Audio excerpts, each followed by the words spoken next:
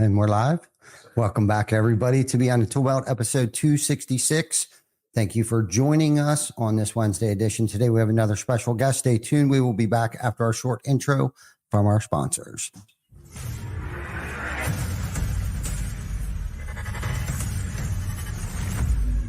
TC Backer. Roofing, siding, windows, gutter, solar. Roofing, siding, windows, gutter, solar. TC Backer. Welcome to Behind the Tool Belt, where the stories are bold, the conversations are real, and the insights come to you live, raw, and uncut. Every week, host Ty Cobb Backer sits down with game changers, trailblazers, and industry leaders who aren't afraid to tell it like it is. No filters, no scripts, just the truth. Please welcome your host of Behind the Tool Belt, Ty Cobb Backer. Hey. With no further ado, we made it to 12:30. That's not too bad. Yeah. So thank you for those that have hung in there and waited, and that they know, Daniel, that the one time that we did actually start on time, people got pissed off. So don't. Well, that's good. That's good. Yeah. Don't worry about any of that. But thank you for everybody for tuning in once again on these Wednesday editions of Behind the Tool Belt. Like I had mentioned earlier, we have another amazing guest that I've got to know recently. A couple weeks ago, we spent the week together in Cayman Island, and we did some gnarly shit while we were there and worked on ourselves and did all kinds of personal and professional development. But before we dive into that, I've been doing a piss poor job of promoting the thing that actually started Behind the Tool Belt, and that is the York Home and Garden Show that TC Backer will be performing at the week of February 7th through the 9th, which is actually the weekend of Super Bowl Sunday. That Sunday. But I always, I think the past, 2 years, I've done a shitty job, and not that I've necessarily forgot where I come from, bum kind of thing, but I actually found the actual iPhone 8 that started all of the Behind the Tool Belt at a home show promoting one of our charitable events. We didn't know how to promote our charitable event. Somebody said, hey, do a Facebook Live. Ta-da, I'm Ty Backer with TC Backer Construction. Come on down to the York Home and Garden Show and bid on our auction items that our team has built. So once again, 5th year in a row, we've built all kinds of really nice stuff like planter boxes, gazebo type of trellis things with benches and flower pots and all that stuff. And we're going to fill this stuff up with mulch and topsoil. And there, as you can see, there is a, what do you call that? That's it's the thing that makes plants grow quicker and faster inside the freaking greenhouse. Yeah. Freaking greenhouse. Yeah. My mind went blank there. So our team actually built multiple pieces. This is just some of what you're going to see if you come down. We actually have free passes. So if you didn't want to actually attend, the home show because you're not interested in a new kitchen, bathroom, roof, or anything like that, and you want to come down and actually purchase one of these, because this year we are not doing a silent auction. We've actually put a price tag on each one of these items. So if you want to come down, not have to pay to get into the home show, just come down and come to TC Backer, or just message me the weekend of that, and I will meet you outside and give you a free pass to get in. So that's that. I just wanted to make sure that we were plugging that, because typically years prior to last year and this year, because I've done such a piss poor job of promoting the Home and Garden Show. And so everybody knows that every single dollar will be donated to a nonprofit organization called Workforce Now. Okay. That's the whole point of this. I failed to mention that, but the Workforce Now is a nonprofit organization that encourages students to get into the trades. And for those of you that know me and those that I'm close with, hold, the trades near and dear to our hearts. So let's not forget why we're doing this today, and how this thing got started. So get your butt down there, buy a piece. Every single dime will be donated to Workforce Now. So, all right, Daniel, is it Danny, Daniel? It is 100% Daniel okay. For sure. Okay. Yep. 100% Daniel. Yeah. It's a pet peeve, actually. of like the Danny's and all that. And to the point, like I'll purposely not respond to people. And I have people who absolutely are like, hey, Dan, hey, Dan. And I'm like, nope, not doing it. So, okay. Now that I knew that, that's not good. Yeah. All good on my end. Okay, good. So Daniel's son, my friend, the great Hrabowski. Let's dive right into, I kind of, Dan, you're the founder of Quantify. You do Hrabowski, consulting, all these great, wonderful things. For those that are listening or soon to tune in on this, let's start with Quantify. Like what is Quantify? At its core, it's a fractional COO company. So we have a lot of, like, you see a lot of fractional CFOs, CEOs.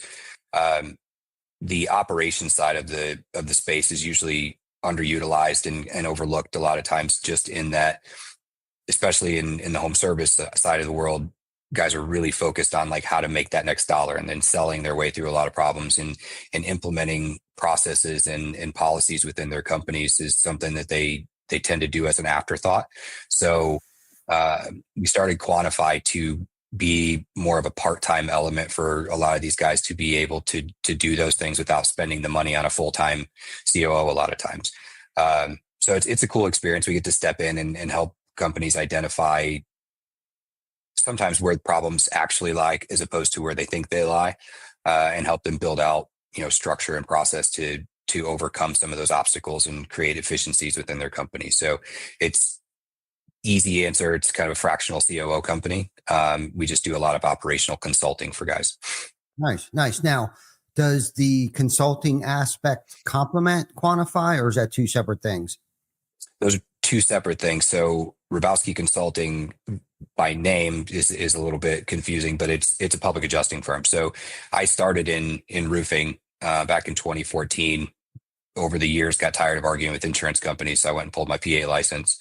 And right about the time they were really starting to implement the UPPA laws in different states that would prevent contractors from arguing policy items and things like that. So we started Hrabowski Consulting, honestly, because we started in Texas, and Texas has some weird name laws. So we tried 6 or 7 different names because we didn't want to have our last name be attached to it. And every time we submitted something, the state denied it. And so finally, we're just like, screw it. It'll be Hrabowski Consulting. And here we are. So that is primarily a public adjusting firm. We handle a few hundred claims a year across the country for different contractors and clients. And so they, in a weird way, they can complement each other, but we're very, very focused on not creating any sort of potential conflict between who may use us for operational things and then who may use us for PA work. Yeah. So, okay. So over on the Quantified side, give me an example of something you would do when you came in to help consult a company. So the first thing we do, we run a 2-day in person with every company that we onboard. And the reason that we do that is we want to physically see where they're working out of, and because a lot of guys don't have offices, a lot of guys are working out of a home office or whatever the case is, and sometimes that may be the issue that they're trying to overcome. But it's a lot harder for guys to graze over certain topics when you're sitting there in front of them, right? If you're on a phone call with them and you're like, well, how are you guys doing on profit margins? They could be like, oh, I'm at 45, and then you don't get to see the facial expressions or the body language that goes along with that. And so we dive really heavily into the finance side of it, just from a profit margin, inefficient spending perspective. We look at if there is any sort of structural platform that they use regarding any sort of process, right? So what we find is that a lot of companies focus very, very heavily on the sales process side of things, because that's what makes them their money. It's all the back end processes that they struggle with. So I'll give an example. So like we went into one company and we found, from a lead closure perspective, they were closing like 18% of their leads, and they got, around 3,000 leads a year. And we can correlate that to a dollar amount, and that's usually where we end up having to go.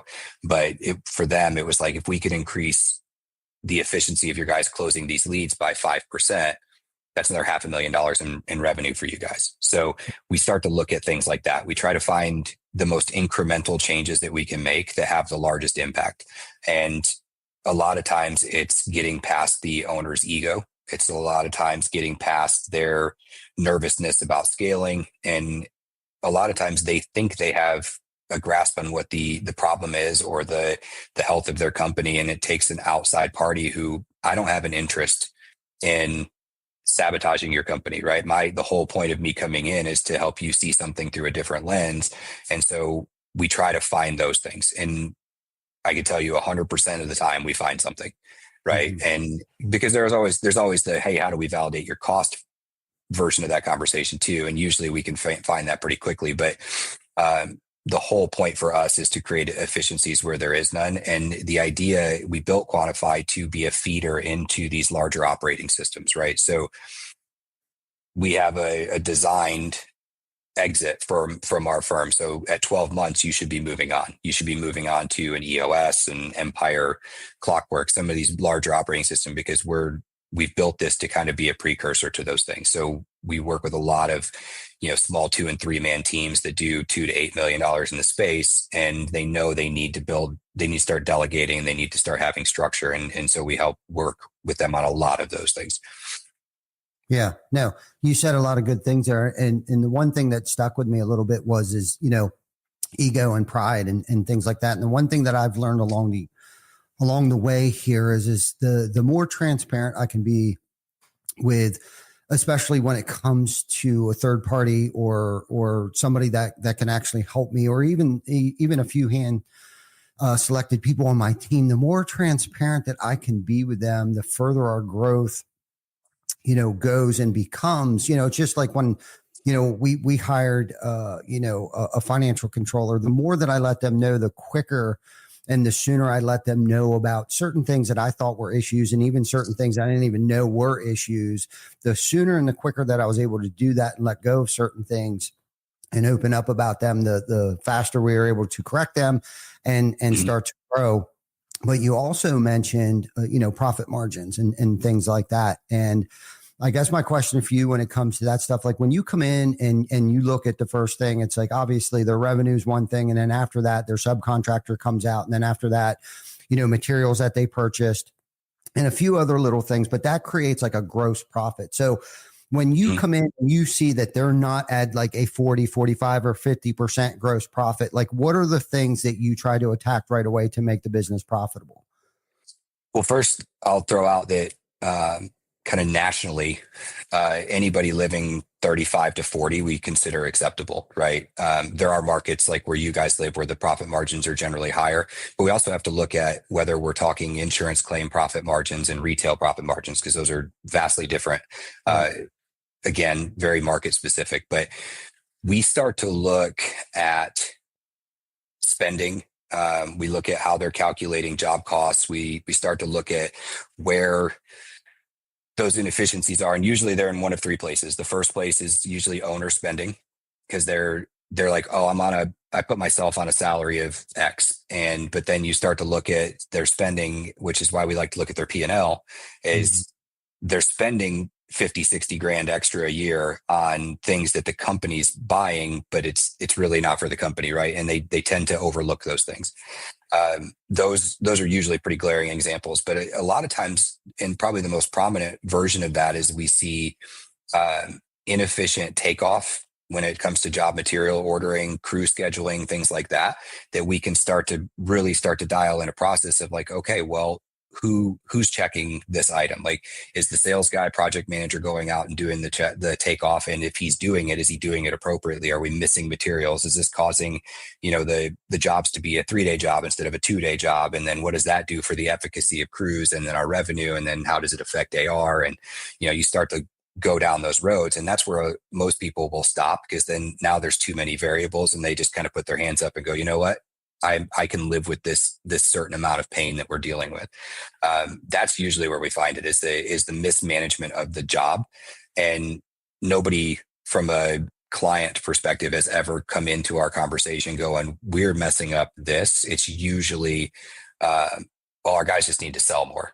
And there's never wrong, but it's usually not entirely the right answer. The third thing that we see is we find that a lot of guys take advice from groups that they don't read the room very well. So usually when you step into these kind of Facebook forums and group chats and all this junk, the guys who are saying the most are the usually not the ones that you want to follow a lot of times, right?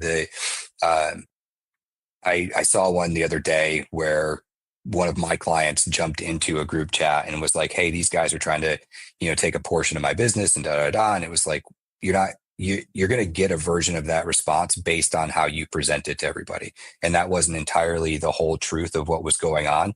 But the version that he got in response was all these business owners going, "Yeah, screw that. Tell those guys to kick rocks. You can fight. Like if they're not willing to just be part of the team, tell them to go home." And there's always you're always fighting against the whatever version of advice that they've gotten from anybody else in the industry. And it's like, well, you're paying me, right? So I have an interest in making sure that I'm giving you good advice and steering you in the right direction. The guy on Facebook who's sitting there commenting on your post doesn't really have a vested interest in your business. And he's just arbitrarily throwing information out there. You can take it for what you want. But I'm just saying, if I'm paying somebody for their advice, I'm going to take their advice. Yeah. It's kind of the way that I look at it anyway. So. Yeah, no, great response to that question. Cause that, a lot of people, and this is the thing, a lot of people don't know how to figure out, the difference between gross and net, let alone, and the most difficult part, at least for me over the years was trying to quantify, no pun intended, my overhead, like where and how much is my overhead. But most importantly, I think the thing that we've discovered here is if I'm bidding jobs and we're not making a 35% net profit on something, that correlates to the gross profit of the company. Mm-hmm. You know what I'm saying? So if we're consistently bidding stuff and we're only making 19%, because a lot of people, I don't think they even understand the difference between gross and net on a P&L. Now, the gross profit on each particular job, and if you're at 19%, that's gonna correlate into your gross profit, and then that only leaves you 19% to work with for the cost of doing business. That's fuel, that's insurances, that's payroll, that's everything, the cable bill, the Wi-Fi, your computers, and all that stuff there. And I think it's pretty cool that that you do something like this, but on more of a personal note and question, I'm going to kind of shift the conversation here a little bit, to more of like personal development and professional development and things like that. But what do you think sets you on the path of starting to help people in businesses, right? Because I know you, I know you enough, and I've heard overheard some conversation. I knew you were in the military and a couple other things. And I want to go down that rabbit hole a little bit later, but what do you think sets you on this journey of wanting to help people in businesses? So I've always been that personality type of wanting to help people regardless, right? It's been this stamp of like everywhere you go. And I teach my kids this. It's like, you always want to leave a scenario better than you left it. You always want to be able to walk away from a situation or a relationship looking at it and saying, well, I've left a positive impact here. I've done something positive. You don't ever want the adverse side of that. Right. And so that's kind of just always who I've been. And then obviously going into the military and doing all that, like kind of compounds that. As far as on the business side of things, I think just very similar to a lot of other people in this industry, you get screwed over a handful of times by people that you trust or that you've worked with. And you're kind of faced with that choice of, do I kind of harden the exterior and kind of just be very self-serving and worry only about my own success and productivity? Or do you say, I'm going to make sure that I'm not the catalyst to some of those people affecting other people? And then how do you do that in a positive manner? So I've always kind of just leaned into the karma will find its way to deal with the people who screw other people over and do adverse things to folks. I'm just always going to do what I need to do to be on the right side of right. And with that, I got really good at working myself out of companies. So the last probably 4 or 5 companies that I've worked for kind of W-2 full time, we always hit one of 2 thresholds of either they have a ceiling and we can't move past that. And we've built everything that we need to build internally. And then they're spending money on me for no further growth because they've kind of put on their own ceiling on things. Alternatively, we get to a point where we're starting to butt heads because as a good COO or a good operations director or whatever title you want to put on it, there should be an expectation of reputation and authority within your company. Like if I become the COO of TC Backer tomorrow, there should be an expectation that I have a certain authority in there. And it's not a challenge of your authority, but it's an implementation of somebody new who has a very specific role. Egos get in people's way. And the amount of CEOs that I've butted heads with over the years where they're just like, I mean, I've literally had one say, if number 2 has more authority than number 1, then we need to rethink this whole scenario. And I was like, if you see it that way, then I'll just go. We're not going to overcome this. And so knowing that one of those two scenarios tends to happen is how I just kind of got into the fractional side of things, which actually I like better because I get to jump in, I get to leave an impact on a company and help them grow. And there's usually a tangible result there. We can see it. We chart everything out and we can look at trajectories and all that cool, graphs and pie charts and all that junk. I get the self-satisfaction of being able to do that now with 20 to 30 companies at the same time, as opposed to 1 or 2. Yeah. So. Yeah, no, I like how you kind of fell into, it sounds like you kind of fell into Quantify because of your past experiences and stuff like that. But do you think because of your past experiences, like jobs, your upbringing, good experiences, bad experiences, personal tragedies, personal wins, made you who you are today and do what it is that you do? I think so. Yeah. And you and I, obviously we've interacted in a handful of different times. We haven't really got to know each other very well, except for the last few weeks. And one of the things that you'll figure out about me is that I don't ever get worked up about anything. I am constantly calm, and that's a byproduct of my past. Right. One of the companies I work for, they went and got a shirt that said steady 6 on it because they said on a scale of 1 to 10, you're always at a 6. Like there's never an upkick or a downfall. And that is absolutely a byproduct of trauma, if that's what you want to look at it. Because, you deal with a lot of the things that, especially a lot of combat veterans dealt with, and myself included, like some of these things don't seem so stressful anymore, right? Some of the problems that people put a ton of weight to in their day-to-day life don't seem that intense anymore, right? And so, but what that allows is it allows for a little bit clearer picture when it comes to problem solving and looking at things through a different lens and trying to be creative in some of those things. But it's absolutely a byproduct of upbringing and past, right? My mom's from Detroit, my dad was from Chicago. Like they had very hard lives growing up, and we grew up on welfare and government cheese and food stamps and all that junk, and you learn to value things a little bit differently. And so when you have the opportunity to step out and add value to somebody's life and it doesn't cost them anything, and at least in its inception, right, like you want to try and do that. So yeah, I think it's a combination of just adding all those things together, and now trying to instill that in my kids is a whole different battle. But yeah. Right. No, that's a whole other topic too, is trying to lead by example and not sped out. And, I think one of the things that has helped me, and I'm a knucklehead. The only way that I learn anything is by doing it my way. And it's never a good idea until I think it's a good idea. But I had this one situation where I was able to see myself in somebody else, and like their behavior looked like me. I was like, oh my God, I actually look like that. I sound like that. I behave like that. And until that moment, and I realized, I don't want to look like that person, especially in public or to my peers, my coworkers or co-leaders. But for me, it took that, seeing somebody else treat actually my significant other, my wife, Jana, poorly. There was 2 lessons there. They treated my wife poorly, and, I didn't like how they responded to their reaction to the situation. Just reminded me of me. And it wasn't like they hit her or did anything like that. It was just like, it should have been more of a I agree to disagree kind of conversation, but it really wasn't. They kind of blew their top. And then, of course, I blew my top. So I made the situation even worse. So twofold, I saw myself, but then I acted like myself by grabbing a hold of this person and made that situation worse.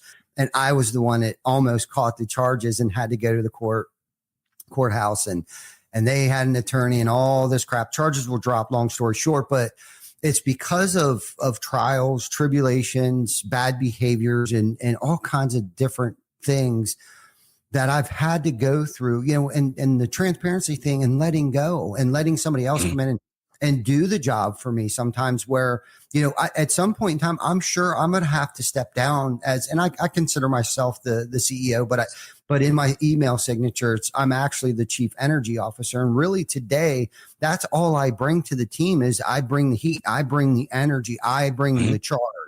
Right. And Glenn, who's my general manager up here, which should have a better job title, but I call him general manager because there's not much that guy does not manage, right, on a day-to-day basis. It could be production, it could be operations, and he does so many things throughout the course of the day. Holds meetings, reprimands people, right.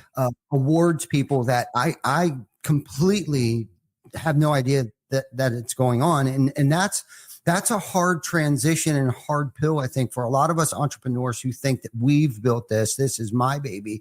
I've done this all by myself. And the sad reality is I couldn't have did this without all the help and the great people that I've actually surrounded myself around, and that I've discovered too, is that I'm the only one that can screw this thing up. Like I'm sure you felt with the other entrepreneurs that you may have went to work for, that they're the ones that kind of screwed it up. But then we also sometimes have to eat humble pie and be like, look, we both played a part in this. And that's kind of why entrepreneurship begins. That's where the journey begins, because it's kind of like, I just can't work for other people. I love pouring into other people, and I can't do it here because I feel like I'm being held back. So I have a question for you, another personal question. When do you think you identified that you were good at helping people? The day I got out of the Army. Okay. Was the first time I think I verbalized it. Right. I had always, cause not to dive too far down on the military stuff, but I did 3 tours in Iraq and 1 year in Afghanistan. And at that point in time, there wasn't a lot of people who had done 4 deployments. And then nowadays you got guys that do 6, 7, 8, cause they stayed in longer than I did. But you don't really talk about it, right? You're always playing the kind of patsy game with your relatives or your friends, where they have these it's the same 3 or 4 questions from everybody, right? It's like, did you kill anybody? Did you see dead bodies? Was it hot over there? Like, it is a weird collection of questions, honestly, but you play that game and you move on. And that's essentially it. And, the humility that comes with some of that is challenging sometimes. And the day I got out of the Army, the last thing that you do is you walk into the DEER's office and you hand in your ID card, and they basically tell you have a great day, which is why Daniel's such a big deal to me. Right. So I walked in there and I handed the lady my ID card, and she said, "What's your name?" And I said, "Sergeant Hrabowski." And she's like, No, you're not anymore. What's your name?" And I said, "Well, my name's Daniel." She goes, "Is it Dan or Danny?" And I said, "No, my name's Daniel. It's on my driver's license." And she said, "All right, Daniel, you have a great day. Thank you for your service." And I was like, "Is that it?" And she's like, "Yep." And so I walked out, and my wife was sitting in the car, and I got in the passenger seat, and she said, "Are you going to be okay?" And I sat there and I thought for a second, and I said, "I think so." I said, I think I can find enough solace in the idea that I've left a positive impact on enough people. And I feel like I've done enough for my country that nobody can look back at the last 11 years of my life and be like, "What have you done?" Right. And I was okay with that for a period of time. And then I was not okay with it anymore. And I had to re-find some of those things and I think that's really what started the trajectory for me, was like, you lose a lot of yourself when you leave the military, because my whole life, I was 17 when I joined. So 17 to 28, that's all I knew. Right. And so all of a sudden I'm kicked out into the real world as an adult going, what do I do? Like, I gotta find a job. I've never applied for a job before. Like, what does this look for? And, you lose a lot of yourself in that. And I found that the path forward for me, like my own version of medicine, was if I'm doing good by somebody, I have that, right? Like I'm still a person who is positively impacting other people. And, to your point earlier, you were talking about seeing yourself and that this version where you're like, I don't I don't like that person. I've had that as well. And when Amy and I was dating, I was still in, and she was talking about all the combat time that I had. And I just told her, I said, I don't ever want to walk into a room and people see me walk in and go, oh shit, that dude's been through some stuff. Right. Like, and I'm confident that I've spent so much of my life navigating that space that when I walk into a room, nobody says that, because I don't want them to. Right. I could absolutely walk into a space and have that, that 1,000-yard stare and the just general, been through some stuff look. And I don't want the sympathy. I don't care to have the attention now. I used to hate it, but I feel like I've helped a lot of people through their own traumas by being there and opening up about my shit. And it helps. Right. And so I think for me, the day I got out was the first time I ever actually like put thought into it and said, this is a path that I think I'm just going to get stuck on.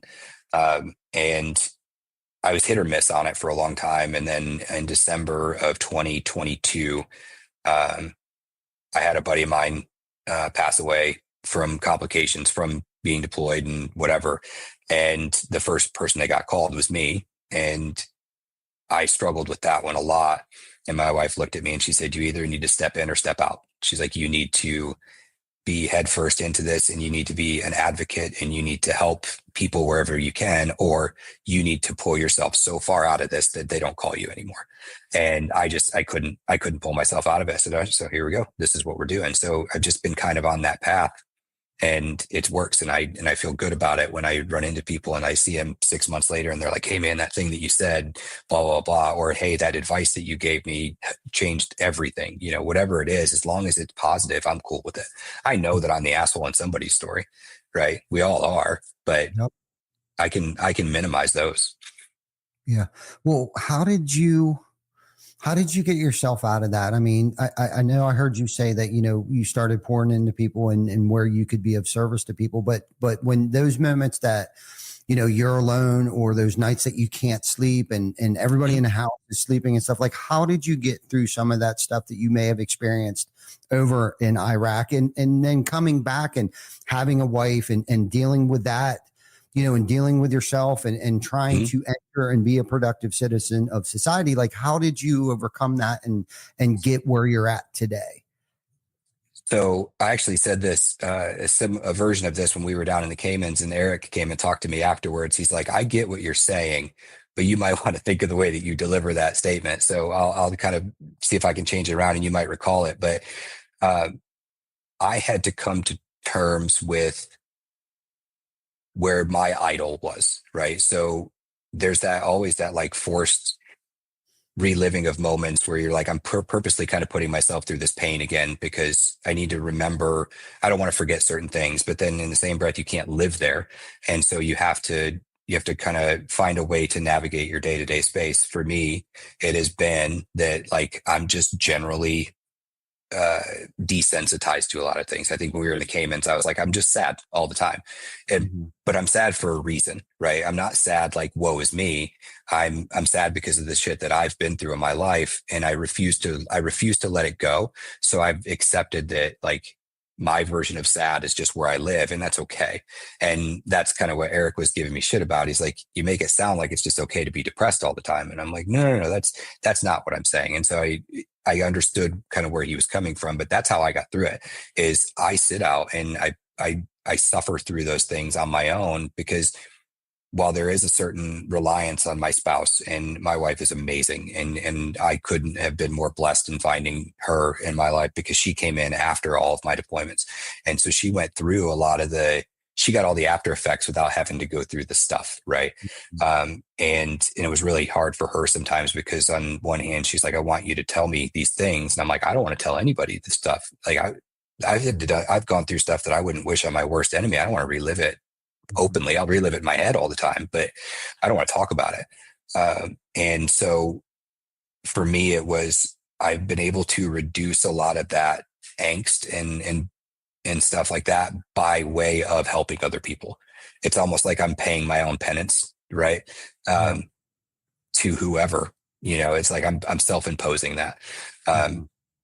But I feel good about it, right? And I think that was where I missed the mark a little bit when we were down talking to Eric, was like, I made it sound like you could just live in this depressive state all the time and it's okay. It's like, no, it's just figuring out where your idol is. And for some people, that idol's at an 8 or a 9 all the time, and they're just running, right? They're just constantly, they're filling everybody's cup around them, and they're just going and going and going. That's not me. Mine's relatively low. And, but you have to talk to people too, right? Like you have to talk to people about the shit that you're going through, because while they may not understand it, empathy is a powerful, powerful thing.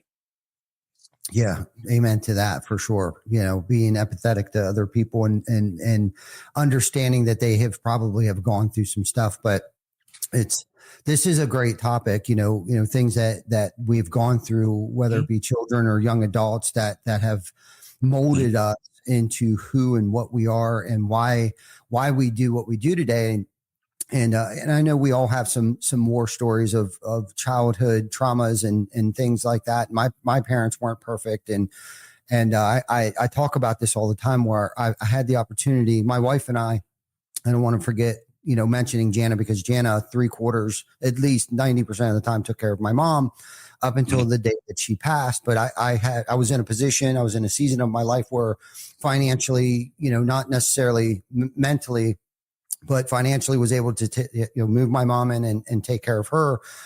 And, you know, one of the ways that I dealt with that grieving process was that my mom was very caring and giving and was involved with so many different things. And, you know, some of the viewers that I see on here watching right now have heard this story 100 times, but it's true. It's the God's honest truth. How I dealt with that is the day that the Hearst came and picked my mother up.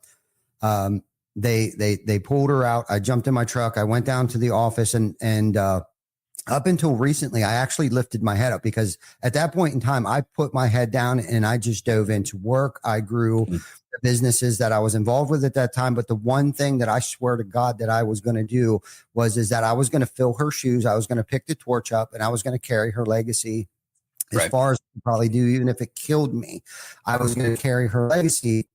And what I mean by that is the things that she was involved with, the DARE program, the Exchange Club, the Chamber of Commerce, Summer Jubilee, Santa's Breakfast, all of these things that she would just, you know, be a part of all these clubs, but she was more of the outreach and the committee. She was a part of the committees of helping the less fortunate and feeding the less fortunate, clothing the less fortunate and stuff.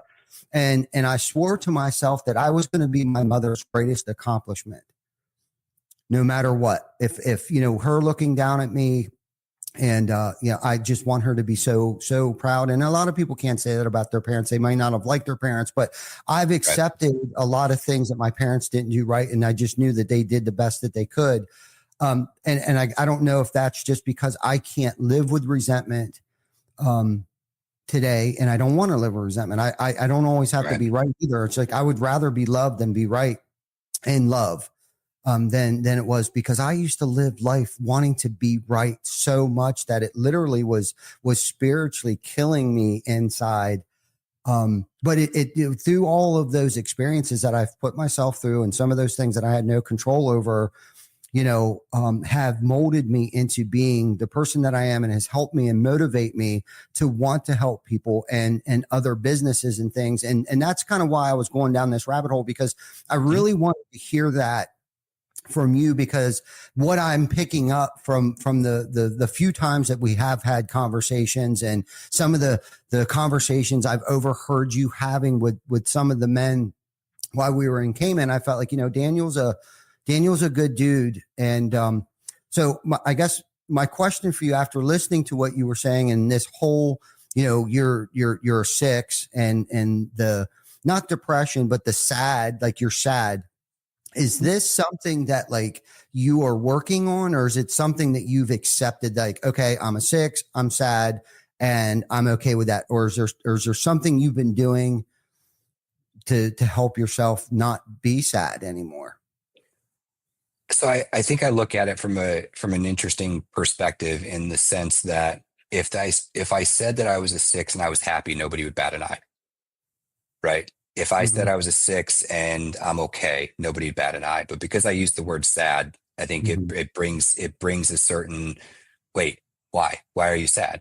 And the fact of the matter is that, you know, people's trauma is people's trauma, right? And mine's no heavier or lighter than yours and how you want to handle it or anybody else.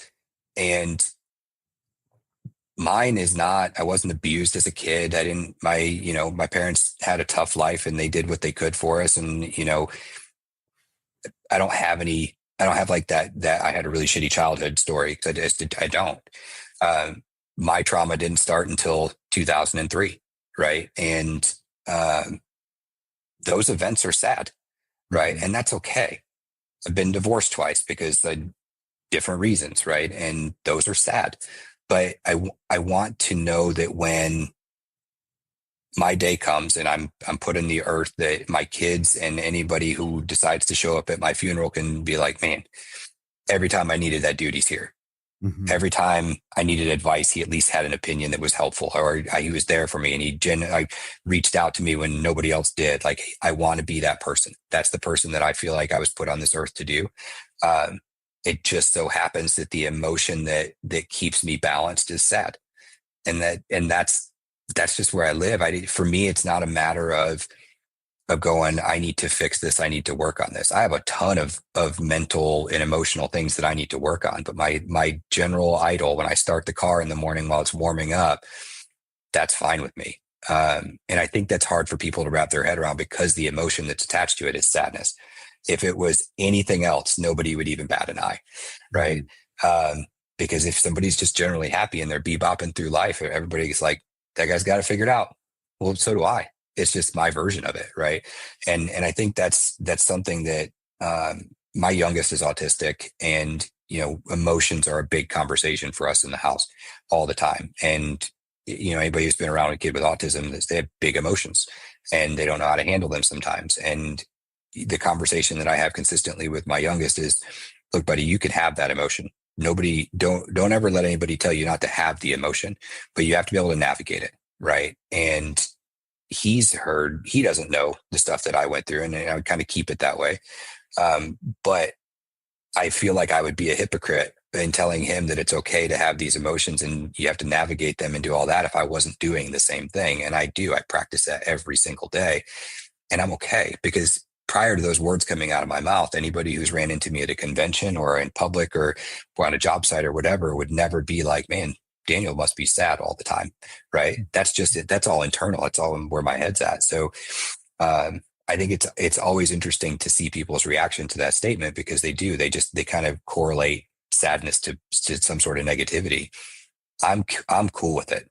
I live there. That's where my head is always at. But what it's done is it's made me appreciate the times that I'm like happy, the good memories, because part of this too is, and maybe there's a contextual issue here. So I have 3 traumatic brain injuries. I have short-term memory issues. And for a long time, Amy would be like, hey, do you remember when we went and did this? And I'm like, nope. And I wish I did. And I felt like an asshole because I couldn't share in that memory that she was like, this is a thing in our marriage that was happy and we enjoyed. And so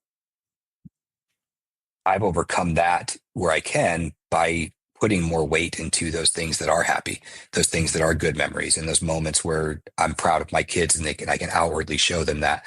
My wife's got the screensaver on her phone is a picture of Cooper jumping in my arms after a soccer game, because he plays goalie and he struggled for years of not overcoming the emotion or having goals scored on him. And it was this huge thing. And we started this thing where every game I tell him we have 5 things. And what are the 5 things? And, one of them is being a good teammate, being a leader, recovering, being big, and being fast. Right. And so he knows if I'm yelling numbers to him from the side of the field, he knows what I'm talking about. And number 3 is recover. And it's always that. And it's not physically recover, like getting in your position. It's mentally recover because something adverse happened to you. And he had went through this whole game and he had like 17 saves and it was amazing. And the whole time I'm jumping up and down the sidelines and the game was over. And he came crying off the field and just jumped, and I grabbed him and somebody got a picture of it, and Amy wasn't there. And I sent the picture to her and she started crying. And it was like, this is an emotion. Like, these are what emotions look like. And they're larger because you live at a lower idle all the time. Right. And it's just it's just my own specific thing that works. And I'm not saying that it would work for everybody, but I think one of the hardest things that our culture as a society as a whole has struggles with right now is being okay having an emotion and not impacting other people by it. Wow. So wow, amazing story, Daniel. That was that's what this podcast is all about, man. Like behind the tool belt, the man behind the camera, the man or woman behind the tool belt. That was good, man. And resiliency, right? Recover. Mm-hmm. Resiliency, I think, is something that hasn't become a buzzword yet, but probably will be after we're going to have this conversation right now, because that plays into so many facets and areas professionally, personally, is to be able to bounce back and not let that bad shot ruin your entire 18 holes, or, one bad thing on a Monday ruined my entire week. And personally, a part of my personal development journey has been recovering quickly, moving on, learning from it, and saying to myself, why is this happening for me and not to me right now? And personal development and professional development, like I guess I'll have a question in this for you someplace. What do you think is most important? Okay. Do you think it's personal development or professional development, or is there no difference? Oh, there's a massive, massive difference, right? I correlate professional development into the just constant learning of your craft, right? So whatever it is, if you're an entrepreneur, you obviously know that you're going to have a variety of different tools that you're going to use all the time, but there's that constant learning new things. And being an ops person, there's always some new version of an old tactic that's always there, but you need to learn it. So you're developing professionally. The personal development side, I don't think that you can grow into a successful business owner and a leader without being sound yourself, right? Like, again, if you're off balance and you're an addict, or because that's a big thing in our industry, right? It's like a lot of guys who are running businesses are recovering alcoholics or recovering prescription drugs or hard drugs or whatever. And for somebody like me, it's adrenaline, right? I was addicted to adrenaline for a long time because of the austere situations that I had found myself in. I never had a problem with drugs or alcohol, but you still have to overcome that in some capacity. And until you are self-aware enough to recognize that you're always refining your own edges, you're not going to be a capable, effective leader for the people that you want to have in your ecosystem and in your life and in your business. With that being said, the biggest thing that I have recognized is that the version that you have of yourself is very rarely the version that other people have of you. And there's very rarely two people who see the same version of you, right? And we are usually beating up the version of ourselves that we see in the mirror, not the person that's public facing. But you only get that sort of self-awareness by going down the personal development road. You have to be doing things to make yourself better, because if not, you're going to be stagnant. So to me, they're very vastly different things. One is very tangible. You can see a result from it in your business and how you run things, and you're maneuvering the cogs, right, to make something more efficient.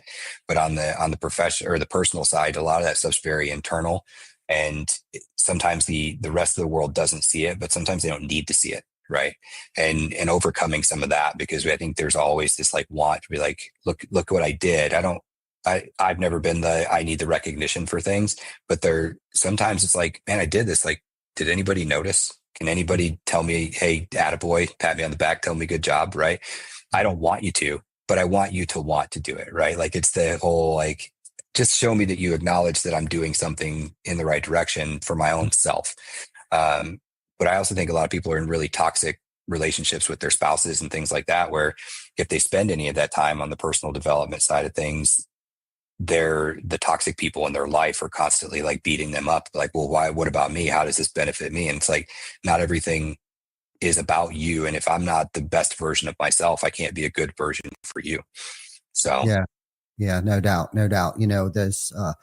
This is a good topic, because there are some things, personal development, for me definitely translates in a lot of areas of my professional life, but it really starts with personal development. And I like how you said, being in a toxic relationship. And unfortunately, a lot of us stay in those because it's just easier, not because it's going to be the best thing for us. And that could be in a work relationship, that can be in a personal relationship. And that's a completely different podcast there. But, for me, I think development in general, whether it's, professional development or personal development, it really starts personally, because if I'm dealing with things, working on things rather, on how I handle situations, like, am I the person that's going to freak out over, my 23-year-old wrecking the car is probably going to translate how I react to certain things at work, right? Whether it be big or small. So for me, over the years, when I began this personal development journey, it was one of those things of just that was one of the biggest things, was how I reacted to certain things that would happen, whether it was personally and it really started in my personal life, like, especially when my, to talk about my mom again, of dealing with, the bad things that were going on at home at that time and not taking that stuff to work. So learning how to know when to deal with those things, right. So I'm not wearing this on my face all day, every day, right, and making poor decisions because I can't think straight, because all I can think about how my mom is passing, dying in her bed today. And so I think, for me, it starts at home. What am I doing? Am I eating right? Am I sleeping right? Am I exercising right? And this for me is like arming myself. So when I do leave the house in the morning and I'm reading and doing all of these things, I'm listening to podcasts, I'm attending, events like the one that we got to experience a couple of weeks ago and stuff like that. And then when I come home, I just feel so much more centered, and I feel I can deal with things better. Especially pushing ourselves, scuba diving, was that your first time scuba diving?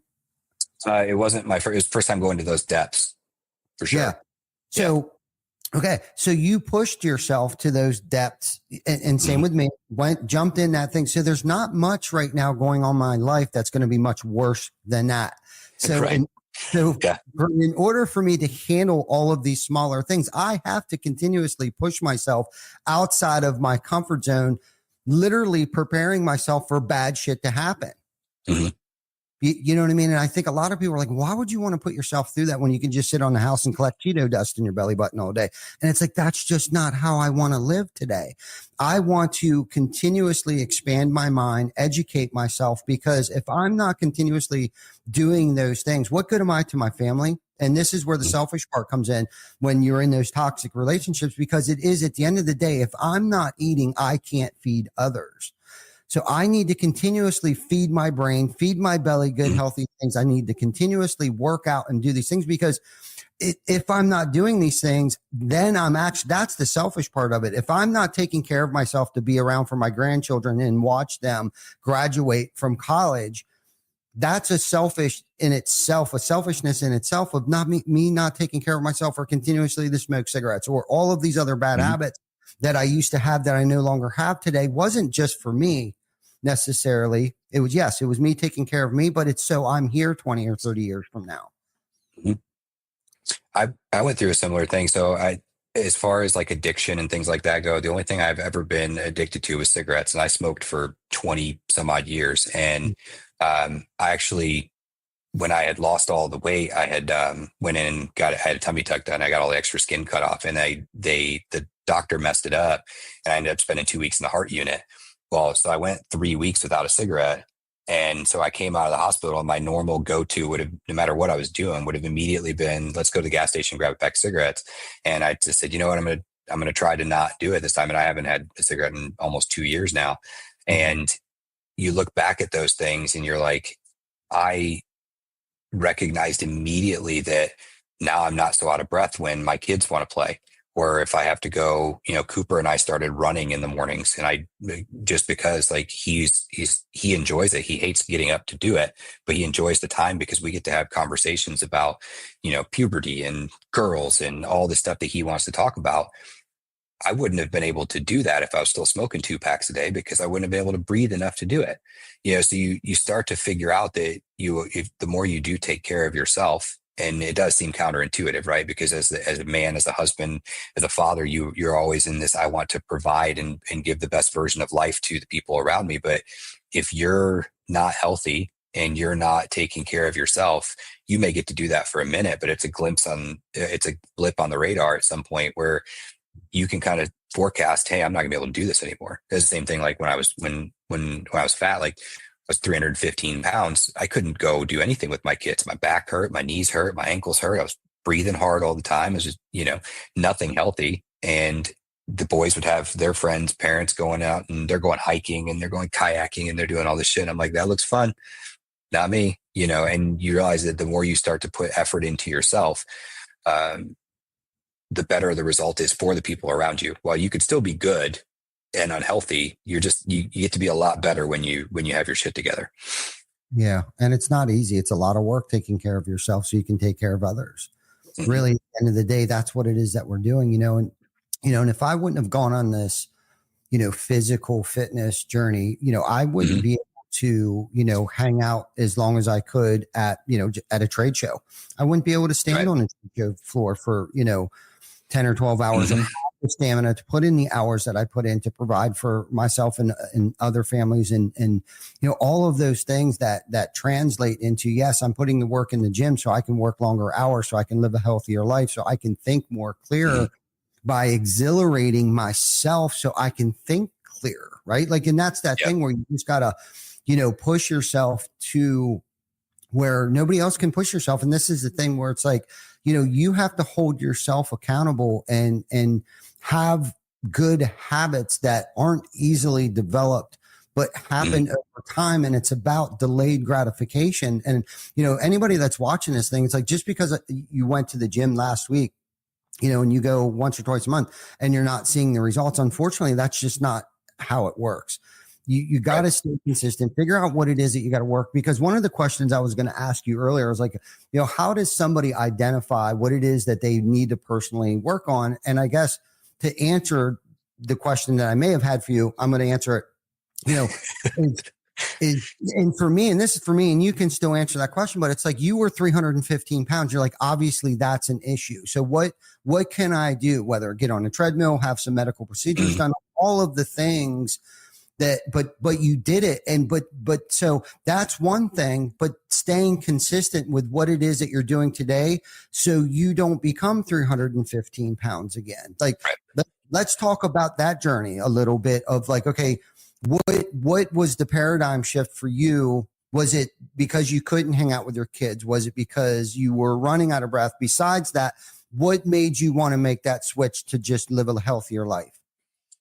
So I had a mixed bag of situations in that. But so first I had a big hole in my esophagus from the water in Iraq being overchlorinated and overchemicalized so we could drink it. Right. And because they're pulling water out of the Euphrates River, which is like one of the nastiest rivers in the world. And it eroded this massive hole in my esophagus. So I had to have a procedure called a Nissen fundoplication done. So basically they cut your esophagus off of your stomach, get rid of all the bad, and then reattach it. Basically at that point, the stomach acid can't go anywhere and whatever. So I had that done in 2014, I think. And I blew up after that. I got really, really big after that. And it's like the fat bastard from Austin Powers, right? Like, I eat because I'm depressed because I eat. Like, it was just that constant cycle all the time. Mm-hmm. And you'd work out consistently for a month and you'd lose 5 to 7 pounds, and then you'd gain 10 pounds back. And, you just kind of go through, and we tried every diet known to man. And then the Nissen actually started to fail. And the next step from a Nissen failing is a gastric bypass. So they're like, if it's not going to work, then we're going to do a whole bypass. So I was kind of in this position where it was like, so you're going to fix my esophagus and I'm going to lose a whole bunch of weight doing this. Like, I should have done this years ago. Like, we should have just skipped that step and done this right away. And so when I had that done, it was kind of this immediate, like, you have to do a pre-op diet so you can actually have the surgery. But to your point a minute ago about maintaining that consistency afterwards is, I've had when you're in that community, it's kind of this weird community where, like, there's Facebook groups of people who have all had bypasses or sleeves or whatever, and they document their weight loss journey and whatever. And we have some friends that did theirs and, have gained all the weight plus some back because they treated the bypass as this like magic solution to their problem. While it is, you still have to be consistent. And like, I don't drink anything carbonated. I try to consume less than like 30 grams of sugar a day, and I avoid bread as much as I can. But sometimes, you're out in restaurants or whatever, and you don't really you end up getting some with bread in it, whatever. But for the most part, I avoid all that stuff like the plague. And that's why I've been able to keep the weight off for multiple years, where we have friends that lost a ton and immediately gained it back because they immediately went back to drinking beer. Or we had one friend who went back to drinking red wine because she's like, well, it's not carbonated. It's like, it's all sugar. Like your body's retaining that. And so what I learned from that was that the diet that works, get rid of things that are bubbly, reduce your sugar, don't eat bread. Like if you could just do those 3 things, you'll lose a ton of weight. But I actually got down so low that my doctor was like, we're putting you on a cycle of steroids to put weight back on you. Cause I got down to 164 and I'm 5'10", and I looked like a cancer patient.